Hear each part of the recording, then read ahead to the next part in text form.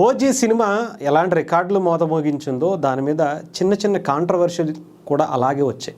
ముఖ్యంగా రీసెంట్గా డివివి దానయ్య గారికి ఓజీ దర్శకుడు సుజిత్కి మధ్య గ్యాప్ వచ్చింది.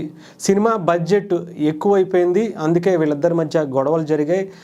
ఒకంతగా కోప్పడ్డారు సుజిత్ పైన దానయ్య అని చెప్పి సోషల్ మీడియాలో సర్క్యూట్ అవుతుంది. దీన్ని నెక్స్ట్ సినిమా అంటే ఓజీ 2పై సీక్వెల్ కావచ్చు, ప్రీక్వెల్ కావచ్చు, దీని నుంచి దానయ్యను తప్పించి వేరే నిర్మాతలకు ఇవ్వాలని చెప్పి సుజిత్ భావిస్తున్నట్టుగా, దానయ్య గారు కూడా సెకండ్ పార్టీకి చేయడానికి సిద్ధం లేరన్నట్టుగా వస్తున్నటువంటి వార్తలకి సుజిత్తే స్వయంగా ఒక లెటర్ రూపంలో ఫుల్ స్టాప్ పెట్టినటువంటి పరిస్థితి.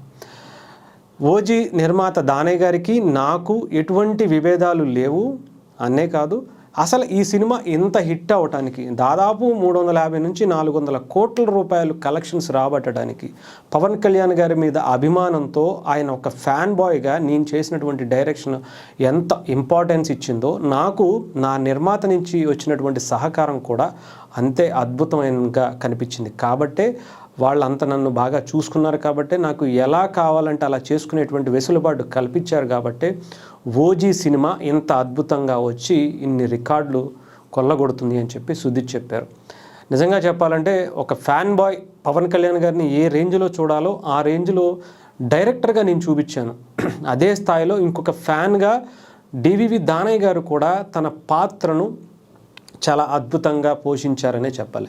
ఎక్కడా కూడా ఖర్చుకు వెనకాడకుండా చాలా బాగా రావాలి సినిమా మనం హిట్ కొట్టాలి, పవన్ కళ్యాణ్ గారి రేంజ్ ఏంటో ఈ సినిమా ఇండస్ట్రీకి మనం చూపించాలి అని పదే పదే చెబుతూ ఉండేవాళ్ళని ఆయన చెప్పినటువంటి లెటర్ సారాంశం కింద మనకు తెలుస్తుంది.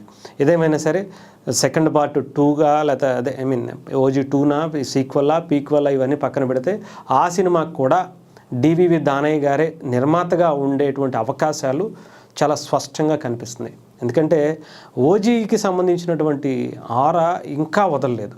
అసలు ఇప్పటికీ థియేటర్లో ఇంకా బయటకు రాలేకపోతున్నారు. ఆ జనాలు పవన్ కళ్యాణ్ గారిని ఆ సీన్స్లో చూసి ఆ మ్యూజిక్ అసలు తమనిచ్చినటువంటి ఆ బీజిఎంకి ఒక రేంజ్లో జనాలందరూ కూడా ఒక ఓజీ మైండ్లో అక్కడికి వెళ్ళిపోయినటువంటి పరిస్థితి, ఆ ట్రాన్స్లోకి. అలాంటి దాని నుంచి ఇంకా బయటికి రాలేదు.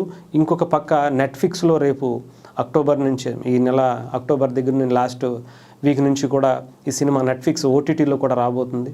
ఇంకా చాలామంది ఇంకా చెప్పాలంటే చూడలేదు, ఫ్యామిలీస్ చిన్నపిల్లలు సినిమా థియేటర్కి వెళ్ళి ఏ సర్టిఫికేట్ రావడంతో చూడలేనటువంటి వాళ్ళందరికీ కూడా ఈ ఓజీ నెట్ఫ్లిక్స్ ద్వారా ఓటీటీలో రావటం ఇంకా ఫ్యాన్స్కి మరింత పండగ చేకూర్చేటువంటి అంశాలుగా కనిపిస్తుంది. ఏదేమైనా సరే ఒక ఇద్దరి మధ్య మనస్పర్ధలు వచ్చాయి.